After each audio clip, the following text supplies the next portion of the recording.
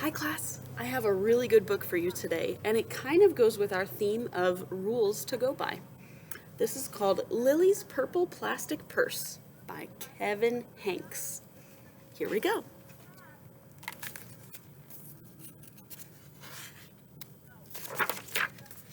Lily loved school. I love school. She loved the pointy pencils, she loved the squeaky chalk, and she loved the way her boots went clickety-clickety-click down the long, shiny hallways. She loved the privacy of her very own desk. Sorry, those are some leaves blowing. And she loved the fish sticks and the chocolate milk every Friday in the lunchroom. Straws make everything taste better. And most of all, she loved her teacher, Mr. Slinger. Mr. Slinger was sharp as a tack. He wore artistic shirts. He wore glasses on a chain around his neck.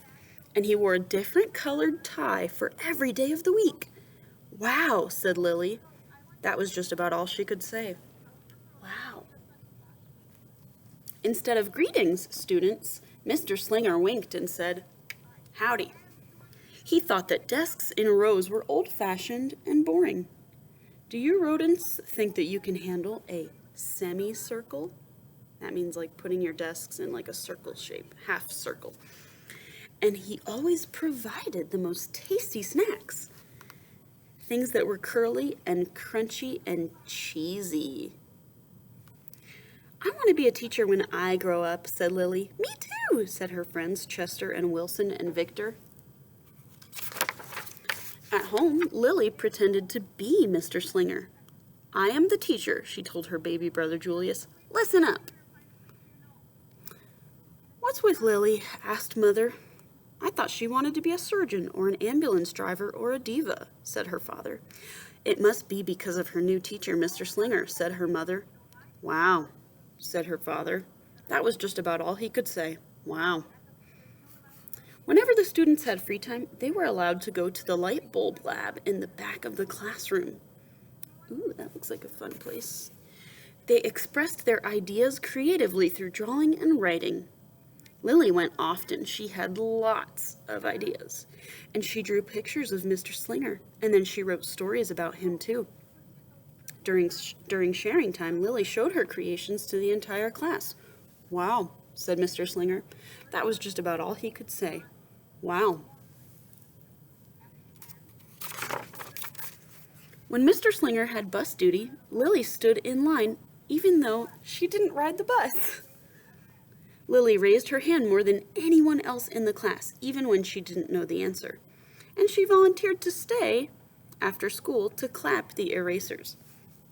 That's something that they used to do when you use chalk and get the powder off of the erasers.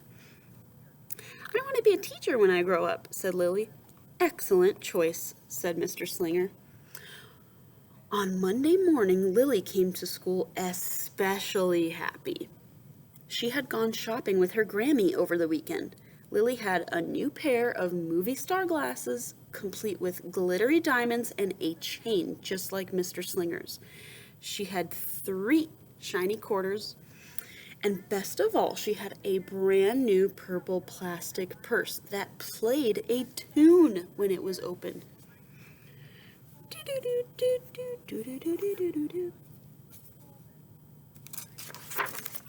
Lily wanted to show everyone. Not now, said Mr. Slinger. Listen to our story. Lily had a hard time listening. Lily really wanted to show everyone. Not now, said Mr. Slinger. Let's be considerate of our classmates. Lily had a really hard time being considerate. Lily really wanted to show everyone. Not now, said Mr. Slinger. Wait until recess or sharing time. But Lily could not wait. The glasses were so glittery, the quarters were so shiny, and the purse played such nice music, not to mention how excellent it was for storing school supplies. Look, Lily whispered fiercely. Look, everyone, look what I've got. Everyone looked, including Mr. Slinger, and he was not amused.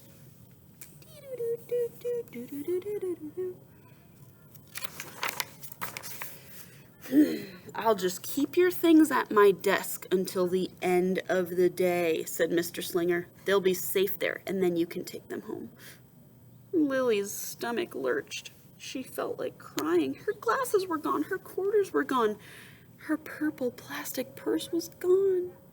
She longed for her purse all morning.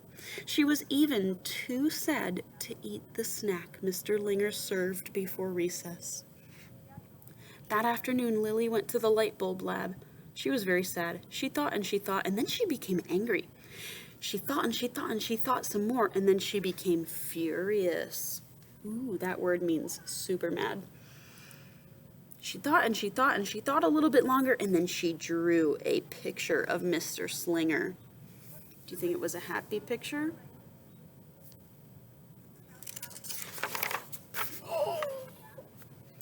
Big, fat, mean Mr. Stealing Teacher. Wanted by the FBI. I do not want to be a teacher when I grow up. Right before the bell rang, Lily sneaked the drawing into Mr. Slinger's bag. When all the students were buttoned and zipped and snapped and tied and ready to go home, Mr. Slinger strolled over to Lily and gave her purse back. "It's a beautiful purse," said Mr. Slinger. "Your quarters are nice and jingly, and those glasses are absolutely fabulous. You may bring them to school as long as you don't disturb the rest of the class." "I do not want to be a teacher when I grow up," Lily said as she marched out of the classroom. On the way home, Lily opened her purse. Her glasses and her quarters were inside, and so was a note from Mr. Slinger. It said, "Today was a difficult day. Tomorrow will be better." There was also a bag of tasty snacks at the bottom of the purse. Lily's stomach hurt. She felt like crying. She felt simply awful. She ran all the way home and told her mother and father everything. Instead of watching her favorite cartoons, Lily decided to sit in the uncooperative chair. Maybe that's like the timeout chair at her house. "I'll stay here a million years for Mr. Slinger. Oh, why does everything bad always happen to me?" That night, Lily drew a new picture of Mr. Slinger and wrote a nice story about him, too. Lily was really, really sorry, so everyone forgave her, even her parents, even her baby brother, and especially her incredible teacher. And then the sun shined its smiley face down on everyone and everything, and even the bugs and the worms. The end. Kind, good teacher. Could be the principal. "I am really, really, really, really sorry." That's what her new note said.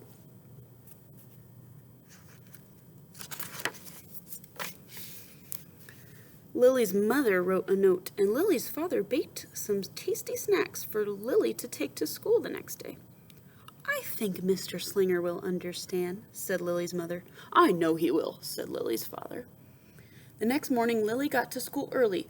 "These are for you," she said to Mr. Slinger, "because I am really, really, really, really, really, really, really, really, really, really, really, really, really, really, really, really sorry."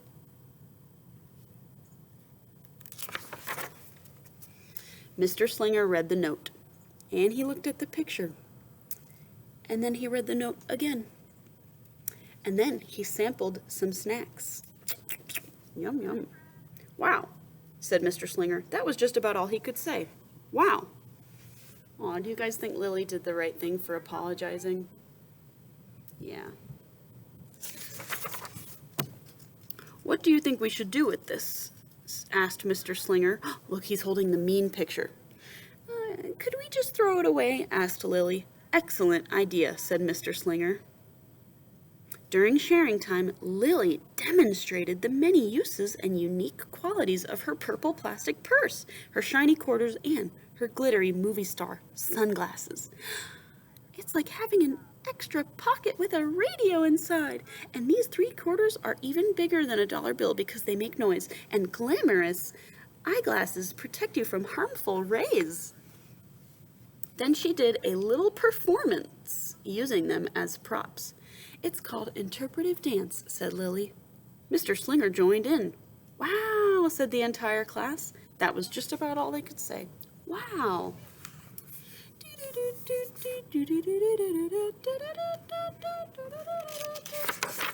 Throughout the rest of the day, Lily's purse and quarters and sunglasses were tucked safely inside her desk. She peeked at them often but did not disturb a soul. Is she following the rules now?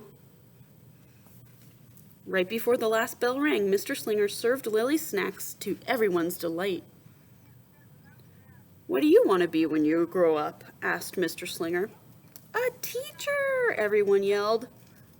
Lily's yell was the loudest. "Excellent choice," said Mr. Slinger. As the students filed out the classroom, Lily held her purple plastic purse close to her heart. Mr. Slinger was right. It had been a better day. Lily ran and skipped and hopped and flew all the way home because she was so happy. She really did want to be a teacher when she grew up. That is, when she didn't want to be a dancer or a surgeon or an ambulance driver or a diva or a pilot or a hairdresser or a scuba diver. The end. That was a good story about someone who made a mistake and forgot the rules of raising your hand and listening to the teacher, but she made it right at the end and tried again. We can always try again. All right, kids, I hope you enjoyed that story.